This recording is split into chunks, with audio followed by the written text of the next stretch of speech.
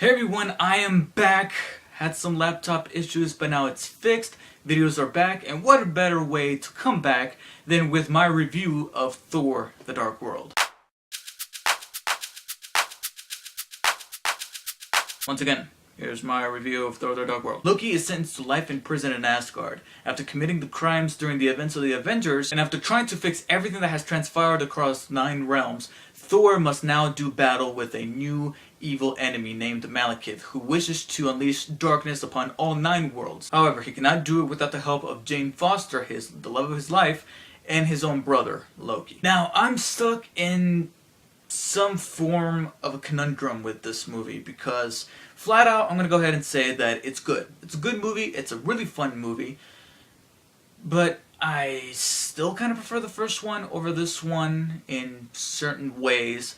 And I'm trying to think to myself, do I really prefer the first one because the first one's a better movie? Or is it because any movie that comes out from now, at least any sequel that comes out from now until Avengers 2, is going to come across as short to me because of how big the Avengers was. Because after seeing all of them come together in the Avengers, any other sequel, whether it be Iron Man 3 or Thor 2 or Thor: The Dark World or Captain America: The Winter Soldier, I'm just going to go through the movie hoping that any one of them will just come in and be like, hey, you need a hand? And I'll just be thinking of the Avengers, and the only movie that's going to manage to escape that, because of the fact that it's going to be the first original movie that's part of the Marvel Cinematic Universe, and it's going to be somehow connected to the Avengers, but it's not going to be a sequel, technically speaking, will be Guardians of the Galaxy. I'm going to feel like I'm going to go into Guardians of the Galaxy completely fresh, without any expectations, unlike with these movies because of the fact that they're sequels. Now, here's the thing, I don't consider them as sequels to the Avengers. I feel like the Avengers, and eminently the Avengers sequel, will be their own thing. I like to take them, lift them out, and just compare Thor: The Dark World with Thor. Compare Iron Man 3 to Iron Man 2 and Iron Man 1. And when it comes out, Captain America: The Winter Soldier to Captain America: The First Avenger. But still, I find it incredibly hard to do considering how big the Avengers was and how the Avengers is still part of this universe. But with that said, I'm going to go ahead and rank this movie on its own merits as well as the merits compared to the first Thor movie. Like I said, the movie was really fun. There's several things in the script that I really liked story-wise.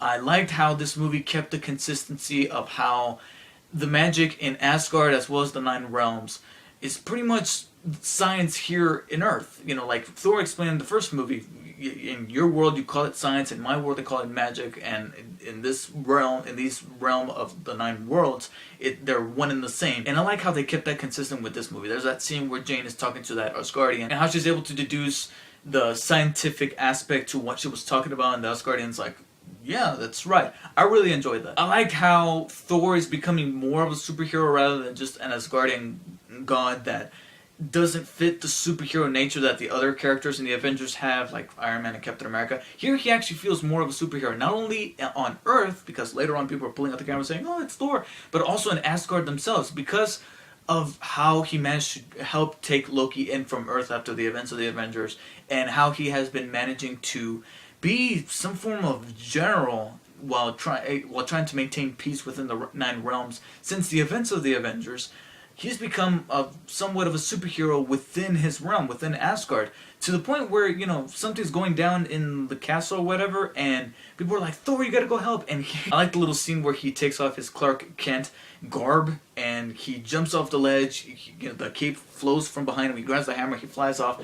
I was like, that's a straight up Superman thing. I really liked how they intercut Thor telling his friends the plan of how they're going to be able to defeat Malekith while at the same time it happening. I don't know. I'm a sucker for those kind of things where somebody is saying this is the plan, and as they're describing it, it's actually happening and we're seeing it play out.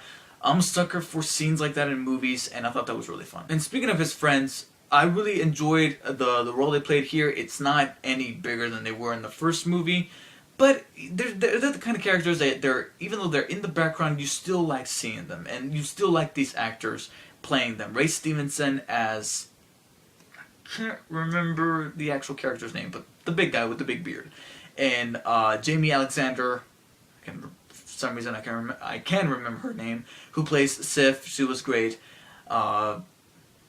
Asian guy. And replacing the actor for the first movie is Zachary Levi as the guy who uses one of those fencing swords. You know, he's like a Robin Hood type of character. He's the Robin Hood of Asgard. All of them, you know, they were really delightful to watch, even though they are still in the background and they don't have any much of a bigger role than they were in the first movie, except with the exception of Sif, who is there to hint at a potential love triangle between her, Thor, and Jane, played by Natalie Portman. And in any other movie, I would think to myself, come on, we gotta move past that. Like, for example, the Hunger Games. There's no time to be saying, you know, I like that not only are they not spending too much time in those movies with the love triangle because they're dealing with a freaking tournament where it's literally life and death, but also because they're also taking it and using that as a ploy to kind of get Katniss to like her. But anyways, that's a whole nother franchise. Here, I'm a little welcome to there being a love triangle, just as long as it's portrayed very well and acted very well. But the actors who played those supporting characters, as well as the rest of the cast, were great. You know, Natalie Portman, and especially Chris Hemsworth, he hones in being the God of Thunder. I mean, he just is Thor. And like I said, Natalie Portman was great as Jane Foster. Everybody was good. Everybody's good. Nobody gave a bad performance. The action in this movie is leaps and bounds over the first movie. A lot of people, me included, complained of how anticlimactic the climax for the first movie was. Here, that is simply just not the case. The action actually manages to elevate as the movie goes on, and there's several more action sequences than there were in the first movie. And the climax was an incredible amount of fun. I really liked what they did, the little spin that they put on it. I don't want to give too much away, but let's just say that at any moment I was expecting GLaDOS to show up and tell Thor, you will not be able to win this fight. The cinematography is great. If I'm not mistaken, this is directed by the guy who did either the pilot or the first few episodes of Game of Thrones.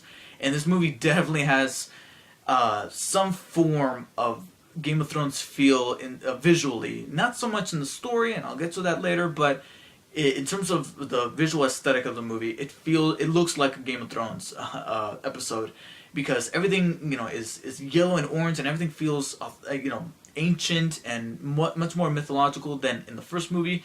That's not to say that I didn't enjoy the look of the first movie, because in the first movie everything was much more shinier and more illuminated. Here it looks more like it takes on a more medieval look, even though some of the technology and some of the artwork still resembles that of Asgard from the first movie, as well as the comics. They still managed to keep that level of consistency with that.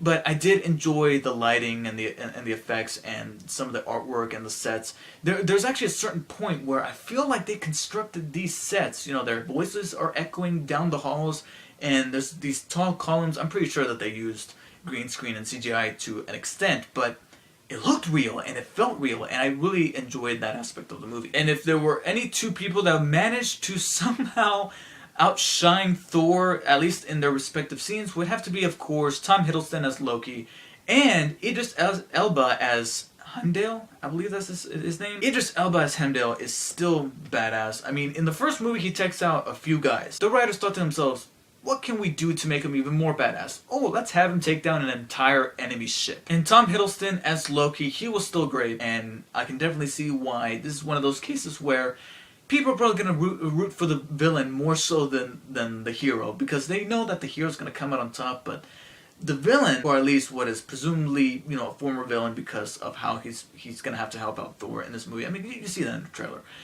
You know, he has managed to generate a fan base, much like the Joker, and he's still, wonderful to see on screen. He's still charismatic as Loki. However, something's done temporarily with his character that I'm going to go ahead and use as my segue to what I didn't like about this movie, and that is that some characters weren't handled properly for some reason, and I could tell that this is a result from having quite an awful lot of writers on a movie. I believe this was written by maybe 3 or 4 people. I saw that in the end credits, and I don't know what happened, but Loki, for the most part, and for the majority of the movie, is the Loki that we saw in the Avengers and Thor, in which he is witty and charismatic when he needs to be, but for the most part, he's still the god of mischief. You know, he's gonna screw things up because he still has that burning desire inside of him to want to be king, and he keeps that for the majority of the movie. But there's a point where you can obviously tell that he's gonna get released by Thor from the trailer. He's gonna need his help.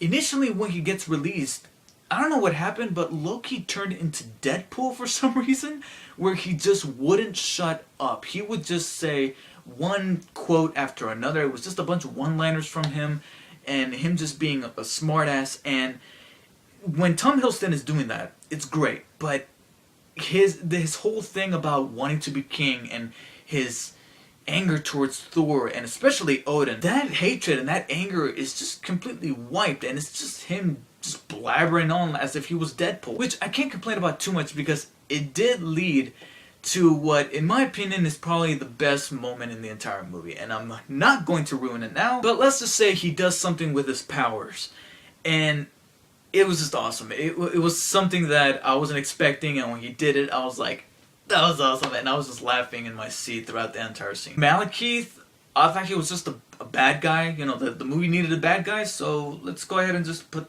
Christian Slater there. He kind of looked like Christian Slater with the eyebrows and everything. But he was just a bad guy that the good guys needed to fight. I mean, that was it. I felt almost nothing from him. If he was charismatic, if he had some good dialogue, maybe, but other than that, he was just, I will cover the world in darkness. That's all he was to me. And Darcy. I heard some people say that she was the Jar Jar Binks of the first Thor movie. And I was in the minority who came forward to defend her. I was like, okay, I don't see why all the hate for this character. I don't think she's actually that bad. And Kat Dennings is always easy on the eyes. But this is the movie that did it for me, where I'm like, okay, I know what people call her Jar Jar Binks. First scene that she's in, I was like, are you kidding me right now? I'm probably gonna have to go and watch Thor again because I do not remember her being this obnoxious and annoying. I really wanted to like you, Darcy, but I just couldn't. I don't know what happened. Probably because of all these writers, but she didn't exactly get on my list of likable characters for this movie. And another character that I felt like they took that direction that I wish they wouldn't have, but at least I don't feel like it ruined the movie in any way. But that would have to be Eric Selvik, played by Stellan Skarsgård, who has to change his last name because I get him confused with the guy from True Blood, and then I get that guy confused with the guy from Green Lantern. Peter Sarsgaard, not Skarsgård, Sarsgaard, just change your damn names. But he was that mentor figure to Jane in the first movie. What do they decide to do with him in the second movie? Let's go ahead and make him that kooky professor that, because everybody thinks that he's crazy for saying all this scientific stuff, they stick him into the loony bin. Not only have we seen that in other movies, and in certain movies even better, but it just didn't fit in with all, you know, it just felt kind of slapstick for this movie. There were other moments that were filled with some good humor. This did not need to be in there. And while we're on the subject of things that have been done before, there were certain things in the story that, again, going back to this being the result of having 3 or more writers on the script, is that there were certain things in the story that we've seen before. You know, things that we kind of telegraphed and we knew were going to happen, or there were just action and or sci-fi and or fantasy and or superhero tropes that we've seen before. Certain things that were done in the Avengers even, so it felt a little redundant for those things to happen in this movie. Even the ending felt a little redundant. I mean, it was kind of like the end credit scene from the first Thor movie. So, you know, I'm like, okay, you know, that wasn't that much of a surprise because I could tell what was going on. Now, in what direction are they going to take it with? What they're going to do with it? I'm really intrigued. I'm still intrigued to see what they do with that. But as for the presentation and for the big reveal, I was like, okay, you know, I actually kind of saw it coming. And I know they're not going to hear this, but a word of advice to writers. Again, a problem with the writing with this movie. Please don't have a character open the movie with a narration to some background information that we need to know for the movie, only to have that same character repeat the exact same story later on. It's one of my bigger complaints from the Tom Cruise movie Oblivion that was released earlier this year, where he opens up the movie with the background story to what happened on Earth in that movie, and then later on he tells a character the exact same story. That happens here. I'm not a huge fan of that. I kind of wish that they would do away with that in the writing of these movies. But hey, there's nothing that I can do except critique. Still, this is a good movie. By no means is it a bad movie. And it's a worthy entry into Phase 2 of the Marvel Cinematic Universe. It just didn't reach the bar that the first movie managed to reach. I'm in no way going to compare this to the Avengers, because the Avengers, like I said, is almost its own thing. And the only thing that I can compare the Avengers to will be Avengers Age of Ultron. So putting that into context, I'm going to go ahead and say that even though it wasn't as good as the first Thor movie, it's still a good, fun, and enjoyable movie. So I'm going to go ahead and give Thor the Dark World an 8.5 out of 10. Which is a B. Now, a couple of things before I wrap this review up. One, if you have not seen Thor the Dark World, but you are watching Agents of S.H.I.E.L.D. on TV, I highly recommend that you watch Thor before November 19th, because that's when they're going to air the Agents of S.H.I.E.L.D. episode. I don't know what it's called, but they say that the Agents of S.H.I.E.L.D. episode that is set to premiere on November the 19th will tie into Thor the Dark World. In fact, it's probably going to go ahead and show the aftermath of what happened in Thor the Dark World. So, for spoilers' sake, you should probably go ahead and go check out Thor the Dark World before you watch that episode. And the second thing is that, of course, like all Marvel movies, there is an end credit scene. I don't know if there's a scene after the very end of the credits, but it's a mid-credit scene. So, I don't know if they pulled an Avengers and they actually had two, but I did see the first one, and I'm not going to go ahead and talk about it because I'm going to try my best to keep this review spoiler-free.